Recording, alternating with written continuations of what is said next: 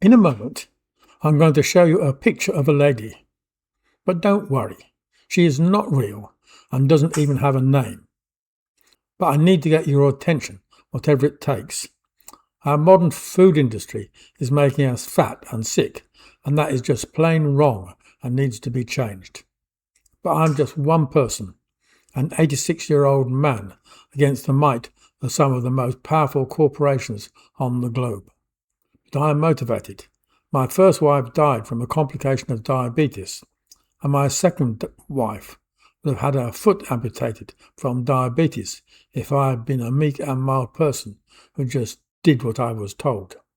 But I persuaded her to change her diet, eat homegrown food, and she still has her foot.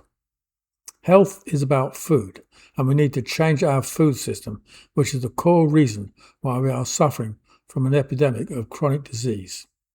I may be old, but I've been recognised as one of Australia's leading innovators, pioneering computer-aided engineering that changed an industry and broke established paradigms. I'm confident I know how to change our food industry, but a one-person battle against these powerful corporations is futile. But if I can convince enough people of the benefits of making the change, we can create the needed paradigm shift. It is the power of the wallet. You'd agree that this lady is more than a bit overweight, and the question is what we can do to help get her back to a more normal weight. You may ask a qualified dietitian why she's overweight and get an answer such as her calorie intake is greater than her calorie output. To show how useless that reply is and how we develop a more effective approach, let me make up a little story. A young boy has just purchased a bright red high-performance car, filled it with high-octane fuel, and is caught by the police travelling at 140k in the 60k zone. The policeman, following the police protocol, asked the young lad why he's doing 140k in the 60 zone. He explained that the engine produces more energy than is needed to move the car, so the policeman should send the fine to the fuel company. This is the same logic as why the lady is so fat. The calories in are indeed greater than the calories out, no dispute. But as the young say, it is just stating the bleeding obvious and does nothing to resolve her problem. Now back to our speeding teenager. What is the real reason he is speeding? The real answer is that his girlfriend is sitting beside him and he is hoping to impress her on the chance that they will go back to his place and have a hanky-panky. Not proven, but a chance. But what would happen if the girl leaned over and said, "Let's not go for a drive tonight. Let's go back to my place and have a good old hanky-panky"? There is now a 120% probability that he will forget about the drive and take her up on her offer of a good old hanky-panky. It is the same with our fat lady. Stating the bleed is obvious about calorie balance does absolutely nothing to help our poor fat lady. We need to know the real reason why she is so fat and fix that problem. And the 120% probability, as it is not how much she is eating, but what she is eating. We need two sorts of food. Food to provide the energy we need to move around, energy food, and food to rebuild our bodies, typically called metabolic food. The balance between energy food and metabolic food is the key for change. We have been incredibly successful at growing energy food, which is largely sugar and fat. We have huge fields, highly automated machines, powerful fertilizer, and plants with modified DNA that produce far more energy food than we need. Yes, you heard that right. We produce more than enough energy food to feed the entire global population, which is with much to spare if it were fairly distributed. We actually have a food waste problem. Difficult to believe, but true. But the story for metabolic food is the opposite. We don't produce enough, and worse, the nutrient benefit of what we do produce is largely lost by the time we eat it.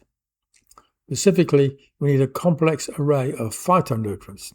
But even more important, we need gut microbes that can break them down and make them available to our bodies. These microbes have a short lifespan, so we need to eat the plants while they are fresh, before the microbes die. Our grandmothers and their grandmothers used to grow plants in their garden so people had an adequate supply of living microbes. In our modern society, many people do not have a garden to grow their own fresh plants in living soil, and the time delay from harvest to eating in our modern food system means that the microbes have died before we eat the plants. And here comes the crunch line. Our bodies are smart. We have an intelligent control system that regulates our bodies. It's in our subconscious brain, so we have no control over it, but it sends signals to our gut, instructing it to make hormones that either make us feel hungry, so we eat more, or make us feel full, so we stop eating. So how can we help our poor fat lady? But she is just the tip of the iceberg. Across our whole society, we are suffering an epidemic which stems from the poor balance between energy and metabolic food. The young lad's car went faster because it produced more power than was needed. People get fat and sick because they eat more than is needed. That is the mechanism. True, but not a solution. The young lad drove fast to impress his girlfriend because he wanted to hanky-panky. People get fat and sick because they are short of phytonutrients and beneficial microbes. Give the young lad a hanky-panky. Feed people fresh plants containing phytonutrients and beneficial microbes. Fix the core and the problem is solved. I am just one person. I cannot take on the might of the mega corporations that dominate the food industry, but I can show you how to grow plants containing phytonutrients and beneficial microbes. Then it is up to you. Humans are successful because we cooperate and share information. To solve this problem, I developed the G-Biter box, which is what I do. I'm an innovator, and it's like a disease. I've been innovating all my life, sometimes with great success, but often with many failures. Innovation is a risky business. But the G-Biter box really works, and it is simple and inexpensive, so virtually anyone can grow their own fresh metabolic food. And this is how it works. At the base is a reservoir filled with soil blood. I give it that name because it does the same job as our blood. It transports food and oxygen throughout our bodies. Above this is the breeding box. This is where we breed the beneficial microbes, the organic waste being the prime input. But you also call upon nature's recyclers, the worms, larvae and beetles, to help us recycle the waste. The top layer is where we grow the plants in a special mix that contain nutrients in the form of rock dust, which contain essential nutrients but in an insoluble form. These plants then exude the sugars they produce from photosynthesis, which attract and feed the beneficial microbes, which break down the rocks so the nutrients are soluble and hence bioavailable. The soil blood is drained from the reservoir, diluted, then poured onto the plants in the top box. Circulating the soil blood is an essential part of the process. You can read more on my website, gbiter.com and wikibed.com, and you can buy G-Biter kits from seedmark.com.au.